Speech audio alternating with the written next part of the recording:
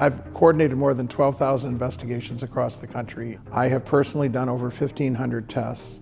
I've been named as a witness in 400 fair housing lawsuits, and I've testified 56 times in state and federal courts around the country. So yes, I have some experience.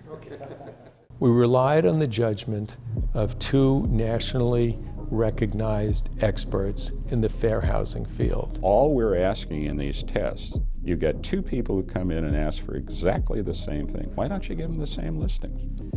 Why don't you pre-qualify them in exactly the same way? It's not that big a burden. The scope of Newsday's investigation was quite extensive. It matches what most levels of government would ever do, and certainly is more than any media organization ever did.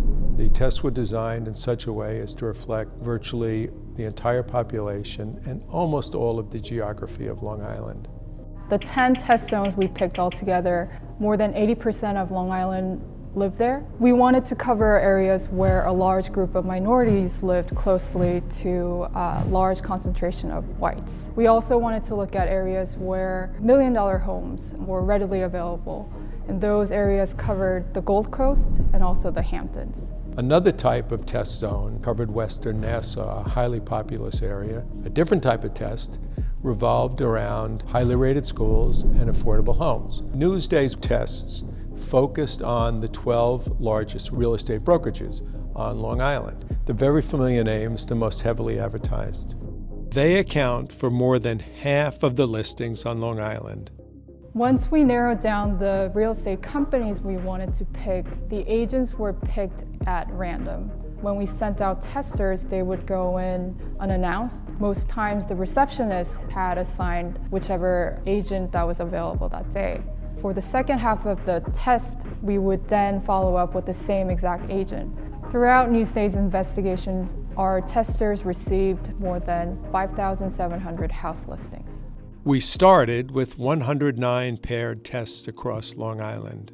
We had to verify that they were, in fact, accurate, fair tests. Did the testers engage with the real estate agents in equal ways? Did both sides of the test both make the same request? If they did not, that's not a fair test, and it would have to be eliminated.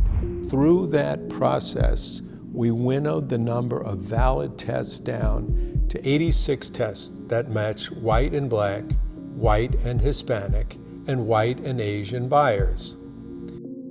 The primary question that we were trying to answer was whether the agents provided equal service to both testers in every test. Was one side provided with more listings than the other?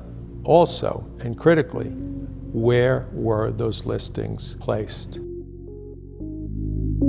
As permitted by law, Newsday recorded all meetings between testers and agents and then transcribed the recordings. I like Freeport.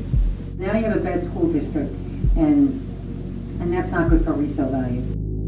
Matching those tests, mapping the listings, and relying on the judgment of fair housing experts, you start to get a picture of whether an agent, or more importantly, agents at large across Long Island, engaged in different treatment of testers.